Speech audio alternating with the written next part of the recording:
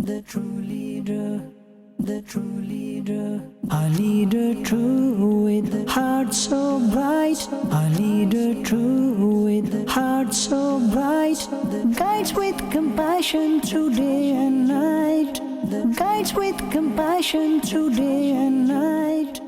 Alhamdulillahi Rabbil Alameen, wassalatu wassalamu ala Sayyidil Anbiya'i wal Mursaleen. Amma ba'd, fa'udhu billahi minash shaytanir rajeem.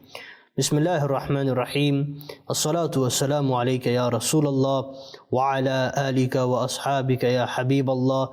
As-salatu wassalamu alayka ya Nabiyallah wa ala alika wa ashabika ya Nurallah. Welcome back to our series, The True Leader. The Prophet ﷺ was such a leader that everyone would fulfill everything he said, and they would do it for the sake of the verses, obey Allah and obey the Messenger. Allah's command was that everyone must obey the Messenger. And his companions were true, unique examples of how a person should follow his leader with complete sincerity. So his leadership over the entire East in a certain point in history was truly unique. 1400 years later, we are still following him. We haven't seen him. But his message, his book that he brought, his manners, they just made sense. It was perfect. One of the things that actually makes us truly kind of respect and honor the Prophet ﷺ was his integrity. His integrity was unmatched. No one could be equal to the integrity of Rasulullah ﷺ. So what is integrity? By the Oxford Dictionary, integrity, honest, wholeness, soundness. For an individual to have the quality of being equal in his intention, his speech and actions. Now, for a person to place their entire trust into a leader, that leader needs to be credible. You wouldn't trust someone that's uncredible or says one thing, does the other, like modern day leadership. We would only trust someone that actually is a man of his word.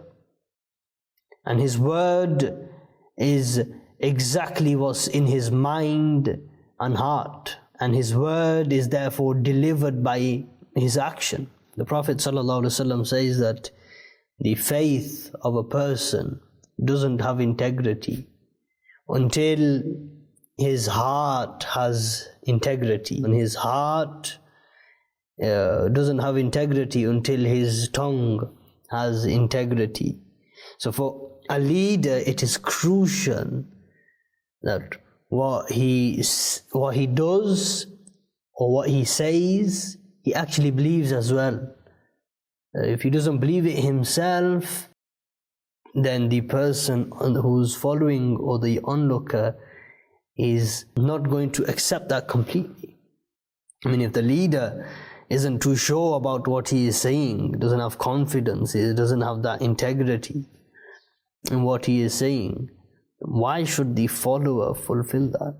Now, a great writer, he says that the leader finds the dream, the goal, the target, the motive, and then the people.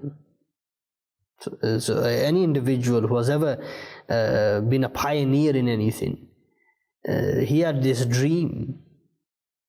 He presented this dream to his followers, and the followers then had that dream. The people find the leader, then the dream. People don't at first follow worthy causes. A person, an individual, a follower, he follows everyone else, or they follow a leader. But then they look for, as he wrote, they follow worthy leaders who promote causes they can believe in. So he's looking at human psychology. So for any follower to be a complete follower, he needs to be sure that his leader that he is following is sure as well. If he doesn't have integrity, it doesn't give him that confidence. People buy into the leaders first, then the leader's vision. So when you have accepted that this person is 100% credible, what he says he means and he does, then whatever he says in the future, you will follow. So when people believe in their leader and the vision, they will follow the leader no matter what, or how severe or bad the conditions get, or how much the odds are stacked against them. They will follow that cause. Why? Because our leader has said it. Human psychology. So now, a person who is truthful, trustworthy, who has integrity, who is linear in his actions, in his intention, in his speech, in his thoughts, everything is mustaqim, everything is linear. People trust him, people follow him, people like him. And anything other than that, people don't have complete trust in that. People don't fully grasp that.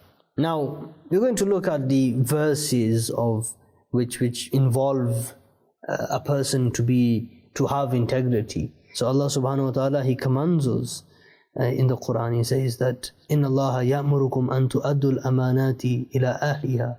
That Allah commands that you return or you hand over the trusts to the rightful owner of the trust. So this is a verse Allah subhanahu wa ta'ala is talking about amanat or amanat dari, trustworthiness, to be able to be trusted. There's another verse Allah subhanahu wa ta'ala says, Ya ayyuhalladhina amanu taqullaha wa kunu ma'as sadiqin. That, O those who believe, fear Allah and be associated with the truthful ones, and keep company of the truthful ones. So these verses, if we analyze them and we take the different aspects of a person to have integrity, we realize these verses, the Prophet ﷺ has mastered that. And we're going to look at his truthfulness, his trustworthiness, his soundness in his thoughts, his actions, his commands, in his concepts. Now imagine this. Many people have different nicknames, but Rasulullah ﷺ was such, right? You know, in modern day you get nicknames like I know someone who's actually referred to as the chor, the thief. In the Urdu language, the chor or chora, daku, right? You'll have some people are known as na-ahl, for example, non-credible. Na-ahl, someone who's incapable, who is unworthy of the job role that they're in. And various leaders in the past have been given all sorts of titles, right? Different titles. People have made, took their name, jumbled the letters around and gave them this crazy name. But Rasulullah sallallahu alaihi wasallam was such that even before he announced prophethood, his nickname was the truthful one. Now you have to understand that in quite some, the Sadiqul Amin. Imagine calling someone the most truthful as a nickname. And he didn't, proclaim this name. People just gave him this name, right? And you can imagine that process. One person would have said it, the truthful one, and straight away you realize there's only one truthful one I know. In the times in Arabia, 1400 years ago. That's incredible. There's only one trustworthy one I know. So these titles were given to him before he announced prophethood. Now what's amazing, or what's baffles the human mind, is that the people that rejected his message, but they accepted that he is the most truthful and the most trustworthy, they would still call him Sadiqul Amin even though they reject the message. And Allah subhanahu wa ta'ala, He says, فَإِنَّهُمْ لَا يُكَذِّبُونَكَ. They don't reject you, they don't call you a liar. وَلَكِنَّ الظَّالِمِينَ. However, the wrongdoer, بِآيَاتِ اللَّهِ يَجْحَدُونَ. They reject the verses of Allah subhanahu wa ta'ala. So they accept him as the most truthful.